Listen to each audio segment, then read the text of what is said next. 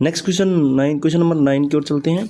सामान्य वृद्धि और लैंगिक परिपक्वता एक दूसरे से किस प्रकार भिन्न है? भाई सामान्य वृद्धि है और लैंगिक परिपक्वता वो एक दूसरे से भिन्न क्यों है? भाई दो टॉपिक है यहाँ पर, क्या है? सामान्य वृद्धि और एक है लैंगिक परिपक्वता। अब सामान्य वृद्धि में क्या होता है, जो भी सामान्य ग्रोथ है, जैसे लंबाई में वृद्धि होना, भाई शरीर के आकार में वृद्धि होना, या फिर बोल सकते हैं अपन भाई रंग का साफ होना, ये सभी क्या है? सामान्य वृद्धियाँ हैं। बालों में का बढ़ना, हाथ पैरों का बढ़ना, ये सभी क्या है? सामान्य वृद्धि हैं। जबकि लैंगिक परिपक्वता क्या है? गौण लैंगिक लक्षणों में परिवर्तन, आवाज़ का भारी होना, लैंगिक जननांगों का विकास होना, जो लड़कियां होती हैं उनके वक्ष भाग का में वृद्धि होना, या फिर स्तनों में विकास होना, ये सभी क्या है? लैंगिक परिपक्वता है। चलो इनको आगे पढ़ते हैं अपन। भाई सामान्य वृद्धि से क्या तात्पर्य है? यहाँ पर है सामान्य वृद्धि। सामान्य वृद्धि से तात्पर्य यह है शरीर में विभिन्न प्रकार के परिवर्तनात्मक प्रक्रमों का होना। जो परिवर्तन होते हैं उन प्रक्रमों का होना कौन सी हो गई? सामान्य वृद्धि हो गई। जैसे कि कुछ एग्जाम्पल हैं, लंबाई का बढ़ना, वजन का बढ़ना, शरीर का आकार, आकृति में कोई परिवर्तन होना, ये सभी क्या है? सामान्य वृद्धि है। अब हम पढ़ते हैं सेकंड क्या है? लैंगिक परिपक्वता। लैंगिक परिपक्वता में क्या है? तो यौनारंभ अवस्था में दिखाई देने वाले लक्षण, जैसे जो 11-12 साल 13 साल की उम्र के अंदर जो लक्षण दिखाई देते हैं, जैसे कि आवाज़ का फटना, भारी होना, बालों नए पैटर्न, बालों का विकास, ठीक है, मादा में स्तनों का विकास होना, ठीक है, जननांग भागों पर बालों का आना, ये सभी क्या है? भाई लैंगिक परिपक्वता के लक्षण हैं। ये दोनों क्या है? आपस में भिन्न हैं। ठीक है। नेक्स्ट क्वेश्चन, तंत्र का नामांकित चित्र बनाइए। जो मादा जननांग तंत्र है, ठीक है, उसका नामांकित चित्र बनाना है। तो ये हमने 10th क्लास के अंदर पढ़ा है, बुक के अंदर भी पढ़ा है। भाई क्या होता है कि इस प्रकार से क्या होता है, जो मादा जनन तंत्र का डायग्राम कुछ ऐसे होता है। यहाँ पर क्या होते हैं ये ओवरीज बोल सकते हैं, अंडाशय बोल सकते हैं। क्या होता है? लिंक होते हैं इस प्रकार से, एक इधर होता है, ठीक है। ये क्या होती है? फैलोपियन ट्यूब या अंडवाहिनी होती है। क्या बोलते हैं अपन? Fallopian tube, अंडवाहिनी। ये क्या होता है? गर्भाशय होता है, ठीक है। ये क्या होता है? ग्रीवा बोल सकते हैं अपन, योनि बोल सकते हैं, ठीक है। ये क्या है? योनि है, ठीक है। ये फैला हुआ भाग थैलेनुमा संरचना किसे बोलते हैं? हम अपन गर्भाशय को बोलते हैं। इस प्रकार से ये क्या होती है? एक मानव जनन तंत्र का क्वेश्चन है। जब प्रकाश की किरणें तिरछे आपतन के साथ प्रवेश करती हैं तो उसका मार्ग दर्शाते हुए एक किरण आरेख बनाना है। भाई क्या होता है कि जो कोई प्रकाश किरण है हवा से पानी की ओर, तो क्या बनाएंगे? एक स्लाइड, एक इस प्रकार से, ठीक है। यहाँ पर क्या है? एक अभिलंब बनाते हैं। अब यहाँ से कोई क्या आ रही है? प्रकाश किरण आ रही है, ठीक है, हवा से। तो ये क्या हो गया? विरल माध्यम हो गया। हवा क्या हो गई? विरल माध्यम। तो आपने पढ़ा होगा अपवर्तन का नियम। अपवर्तन का नियम क्या होता है? विरल माध्यम से सघन माध्यम की ओर आती है कोई प्रकाश किरण, तो क्या होता है? अभिलंब की ओर झुक जाती है। तो ये क्या हो गई? आपतित किरण हो गई, आपतित किरण, ठीक है। ये क्या हो गया? अभिलंब, ठीक है। अब ये क्या हो जाता है? जाना तो चाहिए इसको ऐसे सीधा,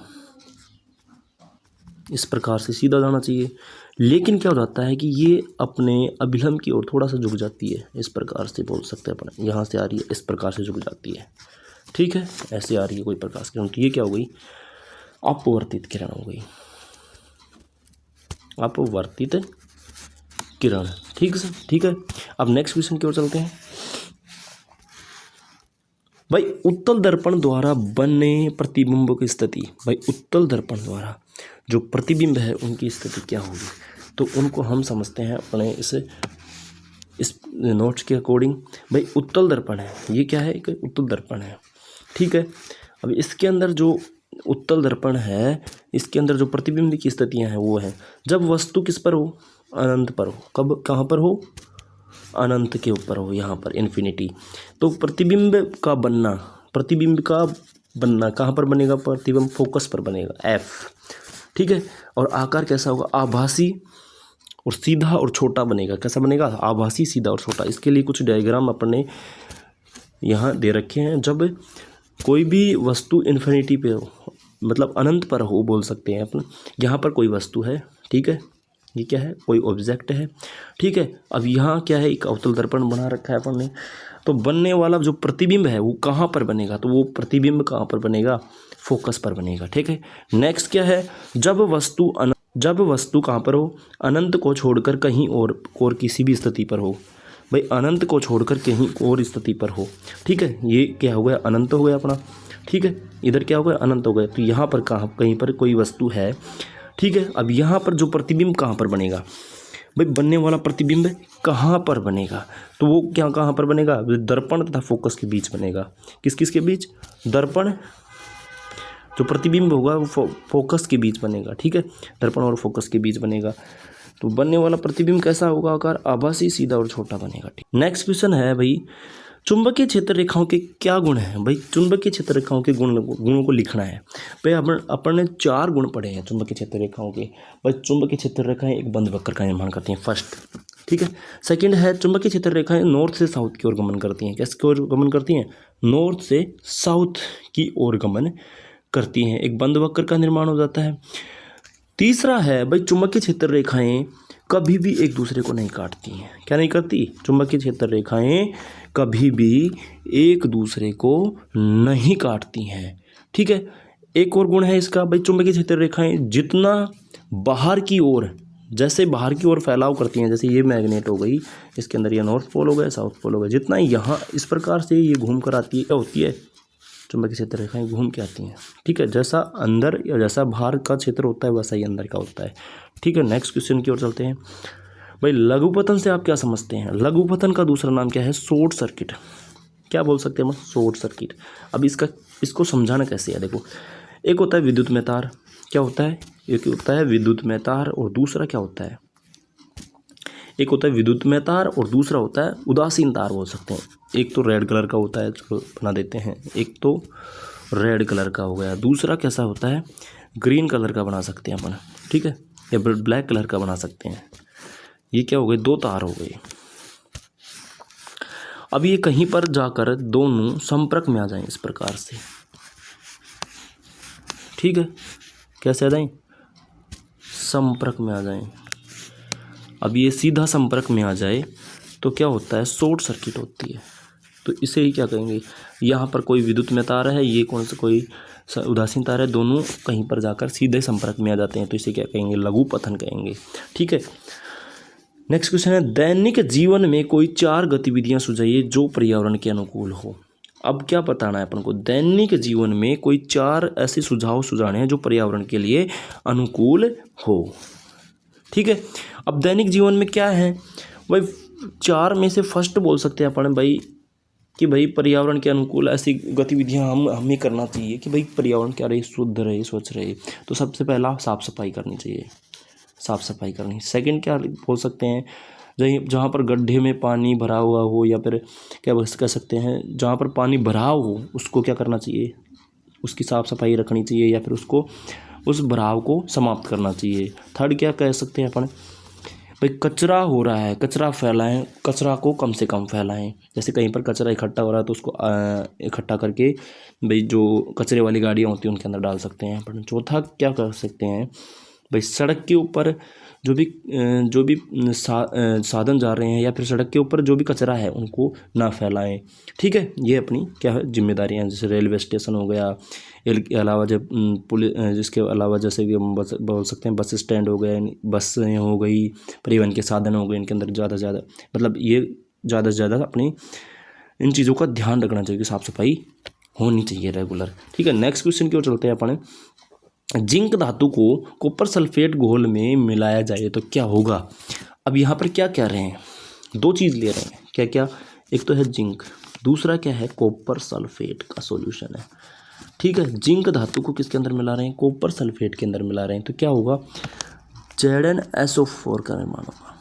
अर्थात हम कह सकते हैं कि भाई जिंक धातु है ना अधिक क्रियाशील धातु है, जबकि कॉपर है वो कम क्रियाशील धातु है। तो यहाँ पर जिंक धातु है क्या कर देगी, विस्थापन कर देगी, इसका कॉपर का विस्थापन कर देगी, ठीक है।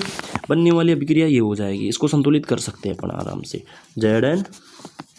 ZnCuSO4 क्या है, संतुलित ही है ये तो, ठीक है। नेक्स्ट क्वेश्चन की ओर चलते हैं। क्या होगा कि तनु सल्फ्यूरिक अम्ल में जिंक मिला दिया जाए, क्या होगा तनु सल्फ्यूरिक अम्ल में क्या मिला दें, जिंक धातु मिला दें, H2SO4 होता है, ठीक है, डाई तनु कंसनट्रेटेड, ठीक है।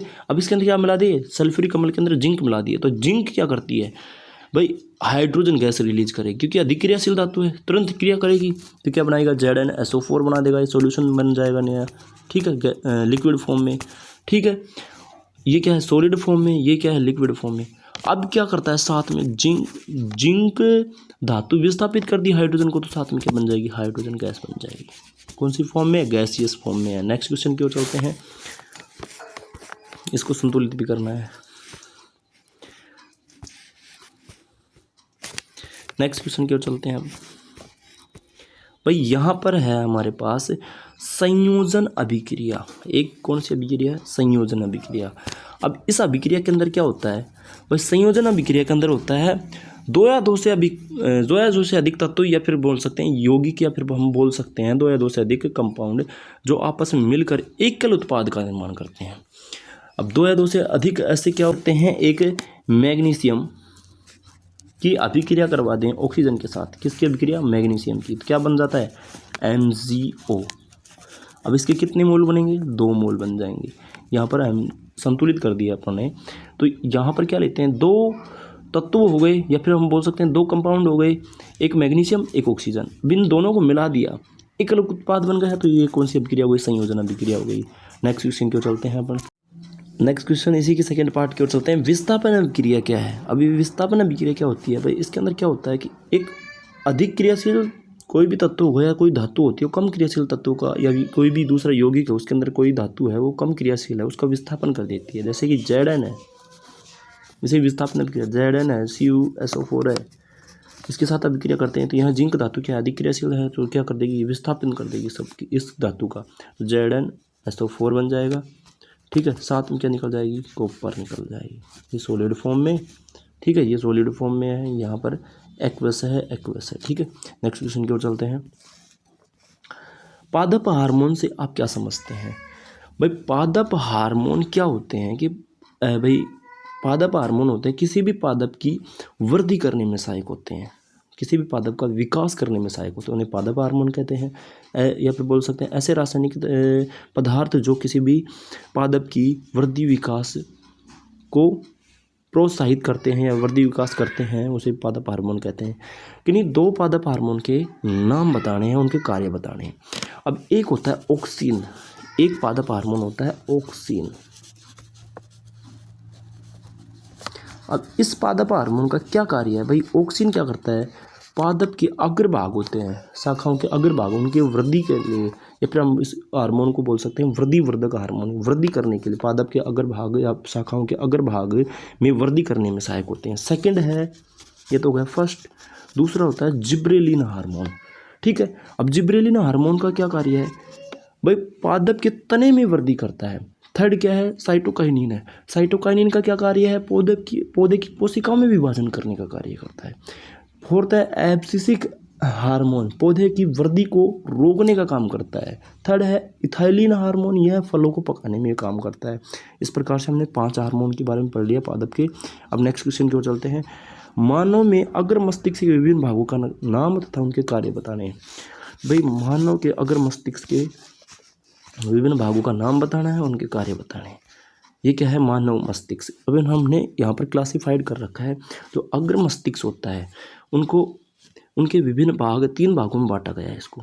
एक होता है ओलिफैक्टरी भाग, जो ग्रहण क्षमता को वृद्धि करता है, भाई मस्तिष्क की ग्रहण क्षमता को वृद्धि करता है, क्षमता में वृद्धि करता है। दूसरा है सेरिब्रम। अब ये सेरिब्रम क्या है भाई, यह सेरिब्रम जो अग्र मस्तिष्क का कितना % भाग होता है, 80% भाग होता है। कितना प्रतिशत भाग, 80% भाग, जो क्या करने का, सोचने, समझना, हंसना, रोना आदि का कार्य करता है। अब नेक्स्ट है, इसी का लास्ट पार्ट है डोयन, या फिर बोल सकते हैं डायनसिफेलोन। क्या होता है डायनसिफेलोन, ये क्या करता है, स्वायत्त तंत्रिका तंत्र को निर्मित करता है या निमंत्रित करता है। अब ये क्या करता है, जैसे शरीर के अंदर पसीना आना, पानी का एक्सक्रिएशन होना, ठीक है, इन सभी का कार्य करता है। नेक्स्ट क्वेश्चन की ओर चलते हैं, क्वेश्चन नंबर 18। इसके अंदर क्या है, मेंडल के द्विसंकरण के नियम को समझिए। अब इसके अंदर क्या होता है, द्विसंकरण मतलब 2 अलग अलग लक्षण लेंगे अपन। भाई दो अलग अलग लक्षण कैसे, गोल या पीले, ठीक है, गोल या अपना बोल सकते हैं झुर्रीदार या हरा, इस प्रकार के हम क्या लेंगे, लक्षण लेंगे। तो यहाँ पर हमने ले रखा है दो अलग अलग प्रकार के लक्षण, ठीक है। यहाँ पर क्या क्या ले रखा है, capital Y, capital R, capital R, ये क्या है, दो प्रकार के लक्षण हो गए। ये क्या हो गया, गोल, ये क्या हो गया, गोल पीला, ठीक है, पीला गोल, दो प्रकार के लक्षण हो गए, पीला और गोल, दो लक्षण हो गए। अब दो प्रकार के लक्षणों में क्या करवाना, संकरण करवाना, द्विसंकरण होता है, ठीक है। दो अलग अलग प्रकार के लक्षणों के अंदर क्या करवाना, संकरण करवाना, उसे क्या कहेंगे, द्विसंकरण कहेंगे। यहाँ पर हमने ये जो प्रथम पीढ़ी, सेकंड पीढ़ी है, ये कौन सी पीढ़ी है, सेकंड पीढ़ी। प्रथम पीढ़ी कैसे प्राप्त किया अपने, भाई capital Y, capital R, capital Y, R हो गया, इधर क्या हो गया, स्मॉल वाई, स्मॉल आर, इन दोनों में क्या करवा दें, संकरण करवा दें। इससे प्राप्त पीढ़ी, क्या पीढ़ी प्राप्त हुई है अपने पास है भाई, capital R, small R, capital Y, small Y, R, इस प्रकार की पीढ़ी हमें प्राप्त हुई। तो इनके अंदर क्या करवा दिया अपन ने, संकरण करवा दिया। अब संकरण से कुछ ये पीढ़ी प्राप्त हुई, ये क्या है, द्विसंकरण के अकॉर्डिंग आती हैं, ठीक है। ये चीज़, सारी चीज़ें क्या करनी है, इनके अंदर समझानी है अपन को। यहाँ पर आप जीनी प्रारूप क्या आएगा, तो जो जीन प्रारूप आएगा वो क्या होगा, जो फिनोटाइप्स आएगा वो क्या होगा, 9:3:3:1, ठीक है भाई। स्वच्छ आकाश का रंग नीला क्यों दिखाई देता है, किसका रंग, स्वच्छ आकाश, अपना आकाश है उसका नीला रंग क्यों दिखाई देता है, स्वच्छ आकाश का रंग नीला दिखाई देता है क्यों भाई। यहाँ पर है वायुमंडल में वायु के अणु, जो वायुमंडल में है, जो अणु हैं वायु के, उनमें सूक्ष्म कणों का साइज नीले वर्ण क्रम तरंगदैर्घ्य प्रकाश के प्रकीर्णती करने पर अधिक प्रभावी होता है। भाई नीले रंग का जो तरंगदैर्घ्य होता है वो अधिक प्रभावी होता है। अब प्रकीर्णन हुआ नीला प्रकाश हमारी आंखों तक में प्रवेश करता है। अब यहाँ पर क्या होता है भाई, जो आकाश है, आकाश के अंदर कोई वायुमंडल है, वायुमंडल में क्या होता है भाई, वायु के कण होते हैं, उनके अंदर क्या होता है, प्रकाश आएगा, तो वहाँ पर जो नीला रंग है उसका प्रकीर्णन होता है। अब नीला रंग का तरंगदैर्घ्य वाला प्रकीर्णन होगा तो उसके अंदर क्या होगा, तो वो रंग हमें दिखाई देगा, हमारी आंखों तक वो रंग पहुंचता है। इसके कारण क्या होता है, जो आकाश का रंग है वो नीला दिखाई देता है। अब यहाँ पर हम बात करें एक और, जो अंतरिक्ष यात्री होते हैं उनको आकाश का रंग काला क्यों दिखाई देता है। एक क्वेश्चन और पढ़ लेते हैं यहाँ पर, भाई अंतरिक्ष के अंदर कोई वायुमंडल नहीं होता है, ठीक है। इसके लिए क्या, देखो यदि पृथ्वी पर वायुमंडल न हो तो कोई प्रकीर्णन नहीं हो पाता है, अतः आकाश काला प्रतीत होता है। कैसा प्रतीत होगा, काला। अब देखो अत्यधिक ऊंचाई पर यात्रियों को आकाश काला प्रतीत होता है क्योंकि ऊंचाई पर प्रकीर्णन सुस्पष्ट नहीं होता। प्रकीर्णन सुस्पष्ट का मतलब वहाँ पर कोई वायुमंडल नहीं होगा, वायुमंडल नहीं होगा तो वायु के कण भी नहीं होंगे। क्या नहीं होंगे, वायु के कण नहीं होंगे, तो उनसे कोई प्रकाश नहीं टकराएगा, नहीं टकराएगा तो नीले प्रकाश का प्रकीर्णन नहीं हो पाएगा, जिसके कारण वहाँ पर कोई नीला रंग नहीं दिखाई देगा, सारा चीज़ काला ही काला दिखाई देगा, पूरा आकाश काला दिखाई देगा अंतरिक्ष यात्रियों को। हमें वर्षा के बाद ही आकाश में इंद्रधनुष क्यों दिखाई देता है। अब यहाँ पर हम समझते हैं वर्षा के बाद जो आकाश के अंदर इंद्रधनुष क्यों दिखाई देता है, क्योंकि वर्षा के समय जो वायुमंडल होता है उसके अंदर क्या होती है, नमी होती है या जल के अणु उपस्थित होते हैं। अब यहाँ पर H2 है। अब जैसे ही जल का अणु से कोई भी प्रकाश टकराएगा तो टकराते ही क्या होता है, प्रकाश का क्या हो जाता है भाई, प्रकाश का प्रकीर्णन हो जाता है। अब यहाँ पर देखो इंद्रधनुष वर्षा के पश्चात आकाश में जल की सूक्ष्म कणों में दिखाई देने वाला प्राकृतिक स्पेक्ट्रम है। यह वायुमंडल में उपस्थित जल की सूक्ष्म बूंदों द्वारा सूर्य के कारण विक्षेपण या परिक्षेपण के कारण प्राप्त होता है। मतलब यहाँ पर क्या हो रहा है भाई, सूर्य के प्रकाश का प्रकीर्णन हो जाता है। जैसे ही पानी की बूंद से टकराए प्रकाश, वैसे ही क्या हो जाता है, विक्षेपण हो जाता है। ठीक है, नेक्स्ट क्वेश्चन की ओर चलते हैं। टिंडल प्रभाव किसे कहते हैं भाई, यहाँ पर है जो टिंडल प्रभाव है। अब टिंडल प्रभाव से हम समझ सकते हैं एक रूम का उदाहरण लेकर। भाई एक कमरा होता है, उसको बंद करते हैं, अंधेरा हो जाता है उसके अंदर।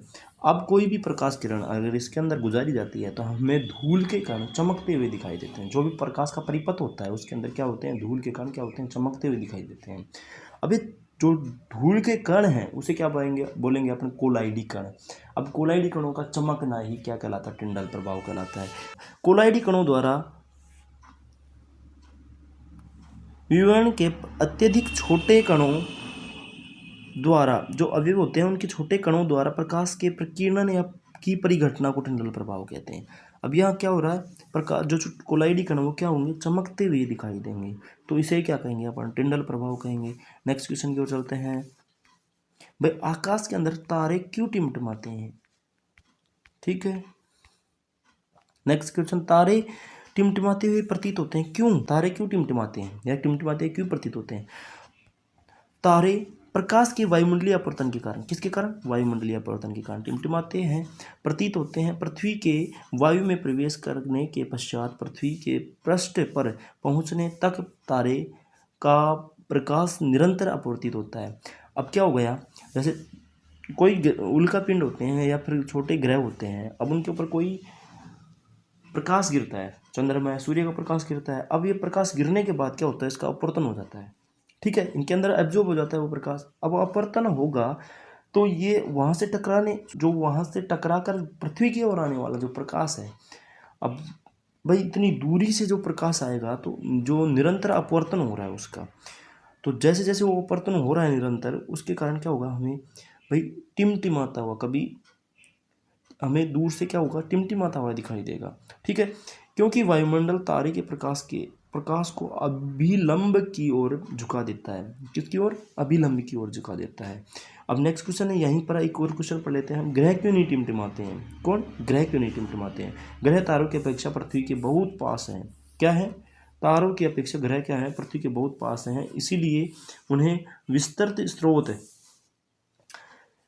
की भांति माना जाता है। यदि हम ग्रह को बिंदु साइज के अनेक प्रकाश स्रोतों का समूह मान ले तो सभी बिंदु साइज के प्रकाश स्रोतों से हमारे नेत्रों में प्रवेश करने वाले प्रकाश की मात्रा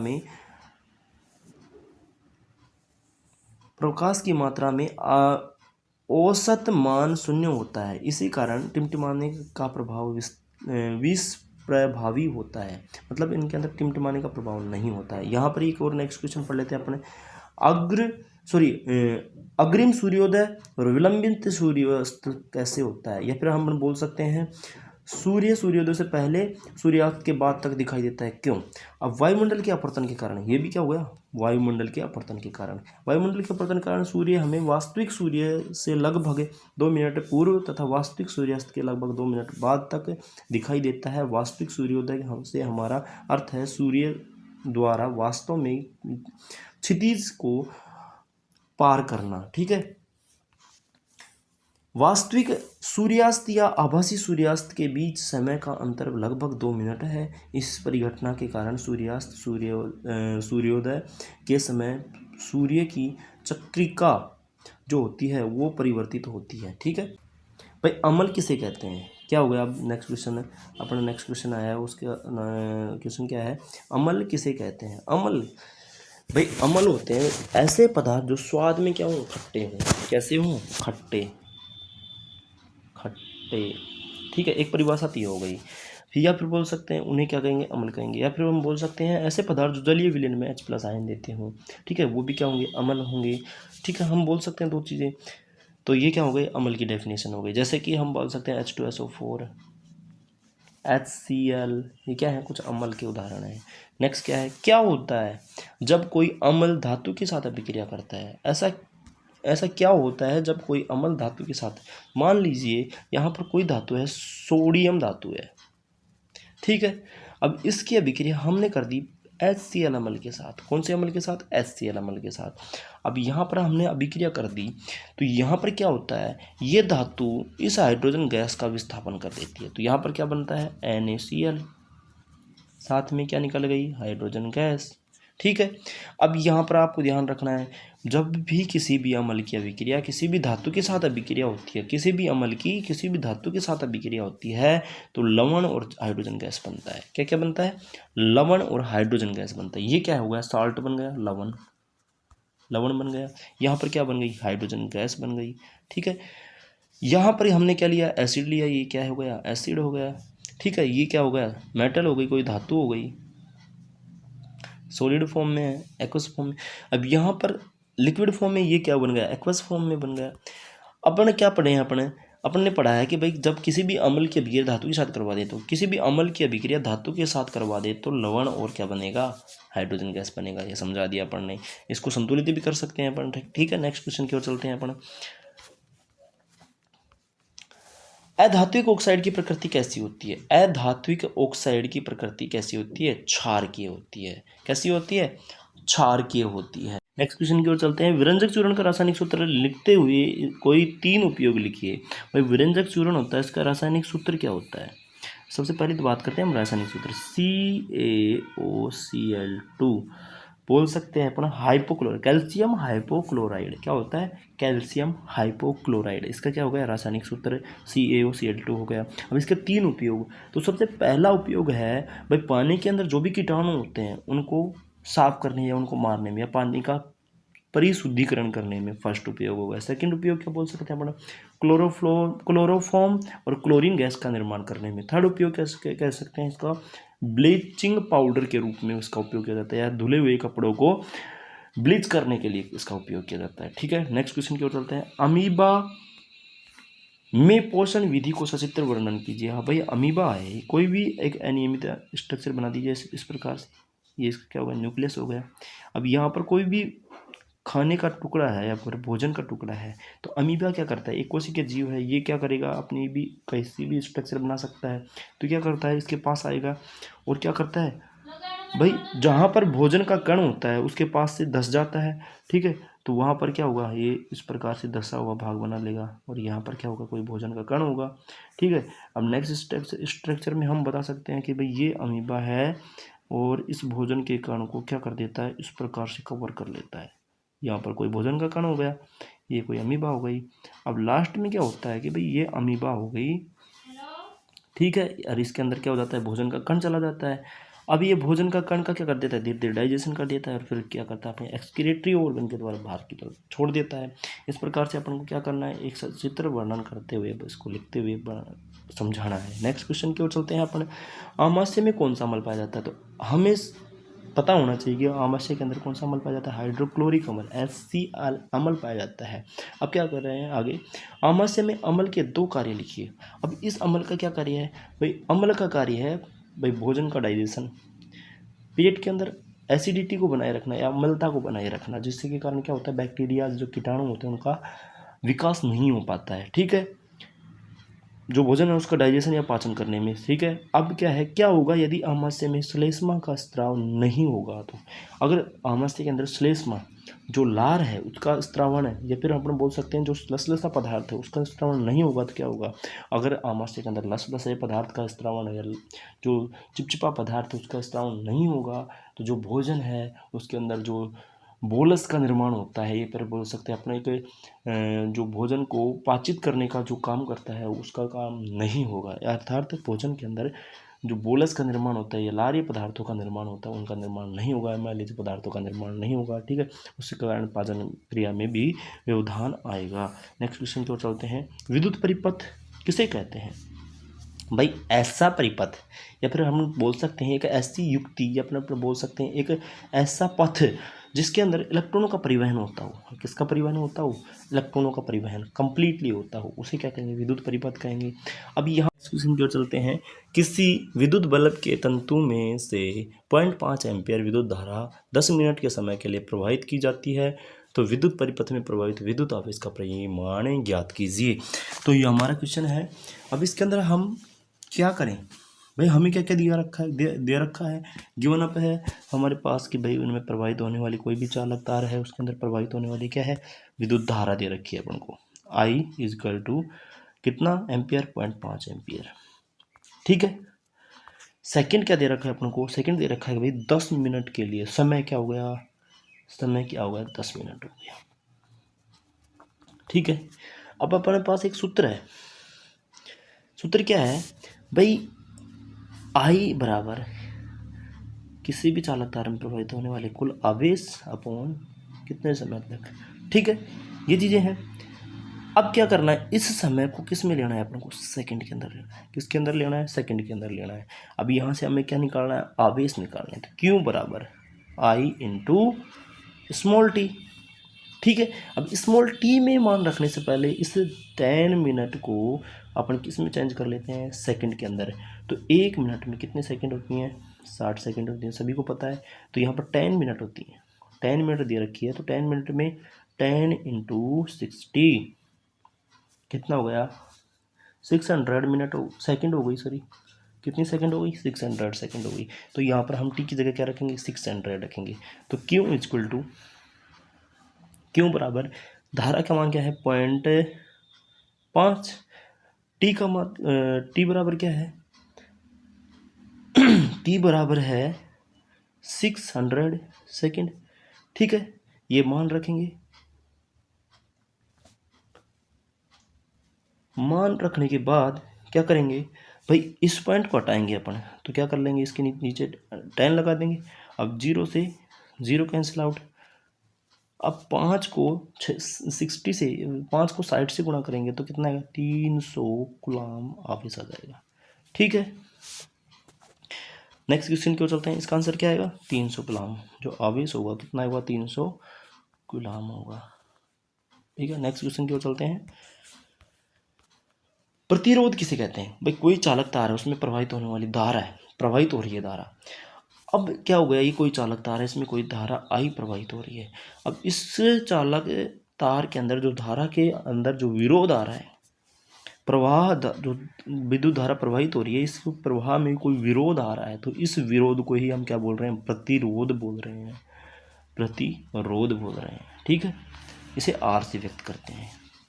ठीक है, किसी चालक तार का प्रतिरोध किन किन चीज़ों पर निर्भर करता है, हमने पढ़ा है, क्या पढ़ा है हमने भाई, प्रतिरोध डायरेक्टली प्रोपोर्शनल होता है लेंथ के, इनडायरेक्टली प्रोपोर्शनल होता है किसके, एरियाज के, जो अनुप्रस्थ काट का क्षेत्रफल है उसके। ठीक है, किस किस पर निर्भर करता है, तो किसी चालक तार की लंबाई पर, दूसरा क्या है, चालक तार के अनुप्रस्थ काट के क्षेत्रफल पर। मान लीजिए इतना मोटा तार है, ठीक है, और मान लीजिए एक इतना सा तार है, ठीक है, इसका अनुप्रस्थ काट का क्षेत्रफल ज़्यादा है, इसका कम अनुप्रस्थ काट का क्षेत्रफल क्या है, कम है, तो प्रतिरोध किस में ज़्यादा होगा, एक बोल सकते हैं किस में कम प्रतिरोध होगा। तो हमने यहाँ पर पढ़ा है कि भाई अनुप्रस्थ काट का क्षेत्रफल ज़्यादा बढ़े तो प्रतिरोध क्या होगा, घटेगा, तो इसका प्रतिरोध आर का मान कम होगा, इसमें आर का मान क्या होगा, अधिक होगा। दूसरा क्या है, अगर मान लीजिए इस तार की लंबाई ज़्यादा है, इस तार की लंबाई कम है, तो तार की लंबाई अगर बढ़ेगी तो प्रतिरोध क्या होगा, घटेगा, तो इसका प्रतिरोध क्या हो जाएगा, कम हो जाएगा। तो ये क्या है, दोनों क्या है, रिलेशन है प्रतिरोध के संबंध में। ठीक है, नेक्स्ट क्वेश्चन की ओर चलते हैं। हमारी क्वेश्चन हुई कंप्लीट। तो हमने अभी तक जो एक्सप्लेनेशन किया है विभिन्न पार्टों के अकॉर्डिंग, जो अपना मॉडल पेपर है इसके जो भी क्वेश्चन है इनका सभी का हमने 1 बाय 1 करके एक्सप्लेनेशन